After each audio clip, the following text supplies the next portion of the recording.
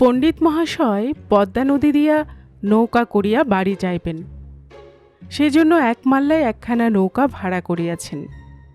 বহু দূরের পথ। একা একা কথা না বলিয়া পণ্ডিত মহাশয় থাকিতে পারেন না।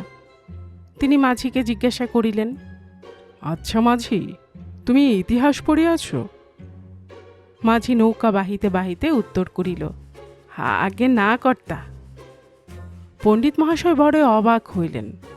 আচ্ছা, বলো কি মাঝি, তুমি ইতিহাস পড়ো নাই? ইতিহাসে আগেকার দিনের রাজা বাদশার কথা, কত যুদ্ধ বিগ্রহের কথা লেখা থাকে। আগেকার দিনের লোকেরা কিভাবে চলিত, কি করিত, আর কত কি ইতিহাস পড়িয়া জানা যায়। তুমি এর কিছুই জানো না?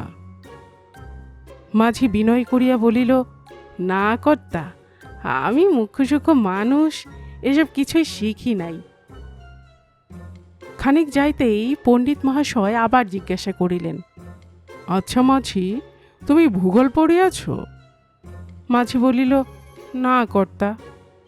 পণ্ডিত মহাশয় বলিলেন, মাঝি, তোমার জীবনই বৃথা।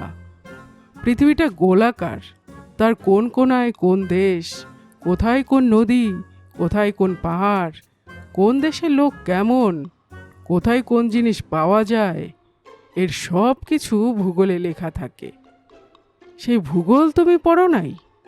মাঝি, তোমার বাঁচিয়া থাকিয়া লাভ কি? মাঝি হাই তুলিয়া নৌকা বাহিতে লাগিল। খানিক বাদে পণ্ডিত মহাশয় আবার মাঝিকে জিজ্ঞাসা করিলেন, মাঝি, তুমি বিজ্ঞান পড়িয়াছ? মাঝি পূর্বের মতোই উত্তর করিল, আগে না কর্তা। বলো কি মাঝি, আজ পৃথিবী বৈজ্ঞানিকদের মুঠোর মধ্যে। কেন রোদ হয়, কেন বৃষ্টি হয়, কোথায় হতে বিজলি আসে, ইলেকট্রিক, রেডিও, উড়োজাহাজ আর অ্যাটম বোম কিসে হয়, এর সব কিছুই বিজ্ঞান পড়িলে জানা যায়। আজ বিজ্ঞানের জোরে মানুষ চাঁদে যাওয়ার চেষ্টা করিতেছে। মাঝি, তুমি কিছুই জানো না। বাঁচিয়া থাকিয়া তুমি মরার মতো হইয়া রহিয়াছ। তোমার জীবনই বৃথা। এমন সময় আকাশের কোণায় একখণ্ড মেঘ দেখা দিল। ঝড় হয়। নৌকাও পদ্মা নদীর মাঝখানে। ঝড়ের আগে কিনারায় আসিবার জো নাই। মাঝি তখন পণ্ডিত মহাশয়কে জিজ্ঞাসা করিল, পণ্ডিত মহাশয়, আপনি সাঁতার জানেন?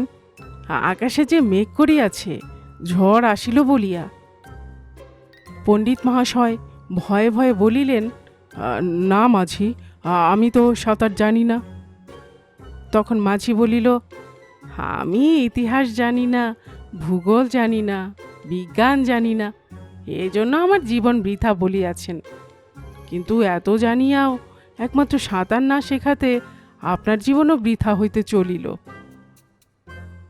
কথা বলিতে বলিতে নদীতে ঝড় উঠিয়া নৌকা ডুবাইয়া লইল। মাঝি সাঁতার কাটিয়া তীরে উঠিল। পণ্ডিত মহাশয় পানিতে ডুবিয়া মারা গেলেন। গল্পকুটুম চ্যানেলে এতক্ষণ আপনারা শুনছিলেন পল্লীকবি জসীমউদ্দীনের লেখা একটি ছোট গল্প, মাঝি ও পণ্ডিত। আর এতক্ষণ গল্প পড়ে শোনাচ্ছিলাম আমি রোমানা নূপুর।